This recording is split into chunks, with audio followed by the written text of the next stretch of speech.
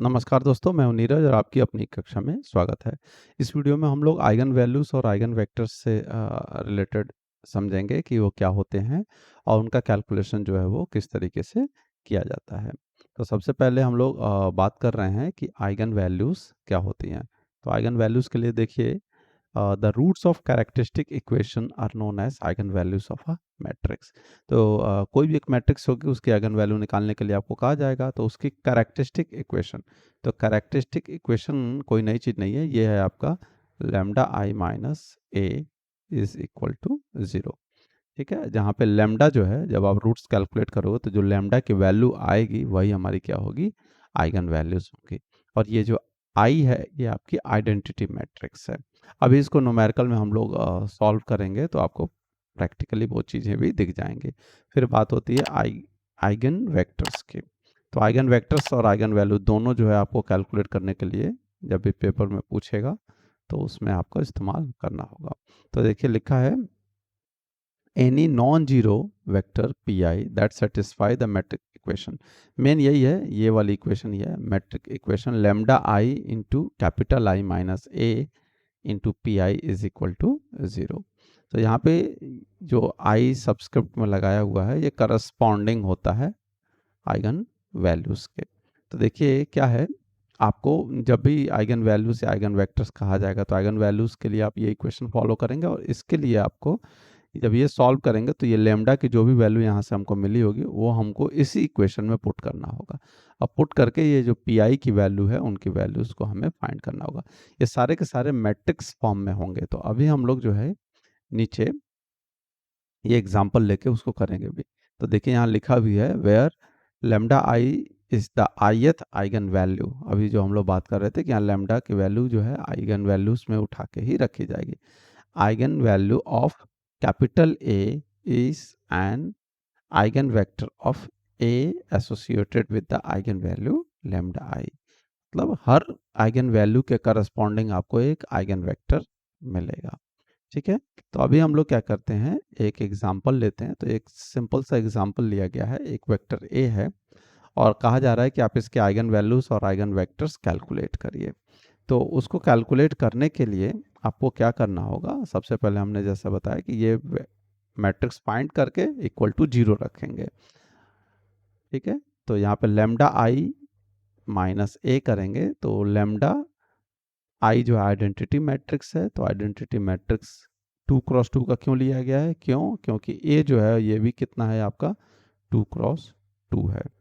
2x2 का मतलब है दो कॉलम है, पहले दो रो हैं, दो रो और दो आपके कॉलम भी हैं, इसलिए इसको 2x2। और जब भी हम लोग लिखते हैं तो पहले ये आपका रो होता है और ये आपका कॉलम होती है। तो हम लोग ये लिख लेंगे, लैम्डा आई माइनस ए की वैल्यू ये उठा के यहाँ पे रख दी गई है।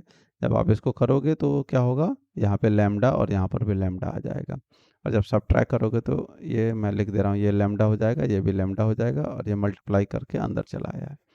फिर लैम्डा माइनस सब, तो सभी हमको हर एलिमेंट से आपस में आपको यहाँ पे सब्ट्रैक्ट करना होगा। तो लैम्डा माइनस जीरो, लैम्डा आ जाएगा, जीरो माइनस वन आ जाएगा, जीरो माइनस माइनस थ्री यानी कि माइनस माइनस प्लस हो जाएगा, तो इसलिए प्लस थ्री आ गया। यहाँ लैम्डा प्लस फोर हमने लिख लिया।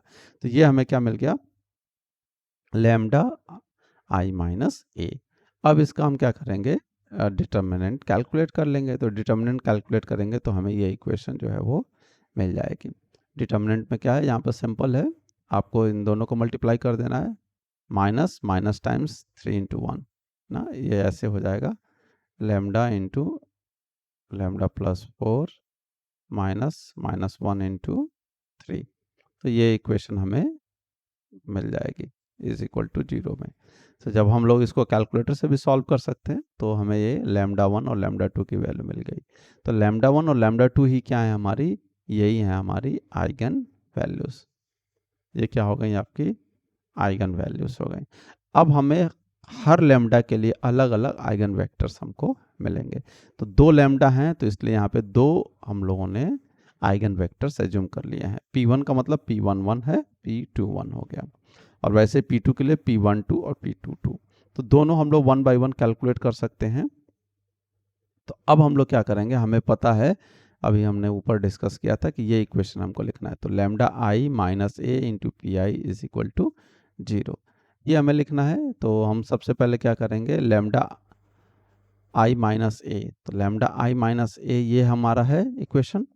इसमें हम लैम्डा की वैल्यू कितना रख देंगे, -1 रखेंगे। तो आप यहाँ पे देखिए, मैं यहाँ पे करके दिखा रहा हूँ। -1 रखोगे तो क्या आएगा, -1, यहाँ पर भी -1, यहाँ इस इक्वेशन में रख रहा हूँ। फिर यहाँ पर कितना आएगा 3, और यहाँ पे आएगा -1 + 4। तो आप सॉल्व करेंगे तो यही वैल्यू आपको यहाँ पे मिल जाएगी। और आगे क्या लिखना है हमको, पी आई लिखना है। तो पी आई की वैल्यू यानी कि लैम्डा 1 लिया है तो हमको P1 लेना होगा। तो इसलिए ये जो मैट्रिक्स है उसको हम लोगों ने यहाँ पे लिख लिया, इज इक्वल टू 0। अब इस मैट्रिक्स को हम लोग सॉल्व करेंगे तो ये हमें 2 इक्वेशन मिल जाएगी। और यहाँ पे अगर हम देखें तो P11 की वैल्यू अगर 1 यहाँ दिख भी रहा है, हमें 0 रखना है। तो अगर P11 1 हो गया तो P21 क्या होगा आपका, -1 हो जाएगा। तो इसका मतलब क्या हुआ कि P1 यानी कि ये जो तो P11 और P21 निकल आया, तो P1 मैट्रिक्स जो है हमको मिल गई 1 और -1। ये हमारी क्या हो गई, आइगन वेक्टर हो गया। किसके corresponding, when lambda 1 is equal to -1, ये हमको तब मिला है। अब जब लैम्डा की वैल्यू यानी कि लैम्डा 2 कह लीजिए या लैम्डा ही कह लीजिए, उसकी वैल्यू कितनी हो गई, -3, हमको 1 बाई 1 रखते जाना है। तो फिर से पूरा प्रोसेस रिपीट किया जाएगा। तो लैम्डा की वैल्यू -3 रखोगे किस में, इस इक्वेशन में। तो इस इक्वेशन में जब आप -3 रखेंगे तो देखिए क्या होगा, यहाँ पे आएगा -3, ये -1, ये 3, और यहाँ -3 रखोगे तो +1 आएगा।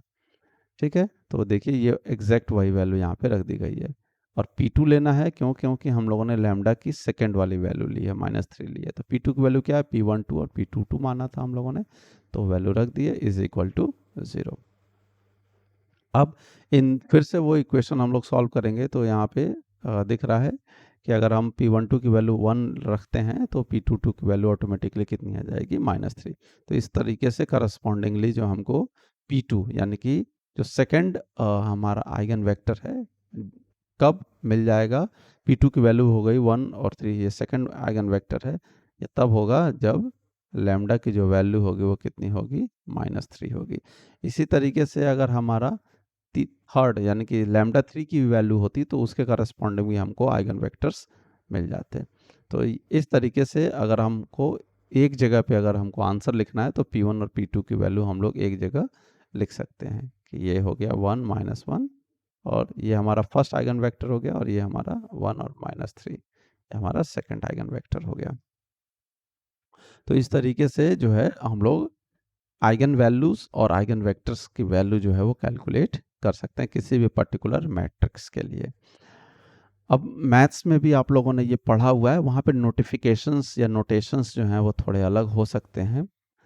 मे बी लैम्डा की जगह पे एस इस्तेमाल किया गया हो या लैम्डा इस्तेमाल किया गया हो, और यहाँ पे मैंने जो आइगन वेक्टर्स को P1 और P2 लिखा है, वहाँ पे हो सकता है x1 और x2 वर्ड यूज़ किया गया हो या x वर्ड यूज़ किया गया हो। तो उसमें कंफ्यूज नहीं होना है, सारी चीज़ें एक ही हैं। बस आपको ध्यान रखना है कि आइगन वैल्यूज़ और आइगन वेक्टर्स हम लोग किस तरीके से कैलकुलेट करते हैं। तो आशा करते हैं कि आपको वीडियो पसंद आई होगी। अगर वीडियो पसंद आई है तो अपने दोस्तों के साथ शेयर करें, और चैनल पर नए हैं तो चैनल को सब्सक्राइब कर लें। धन्यवाद।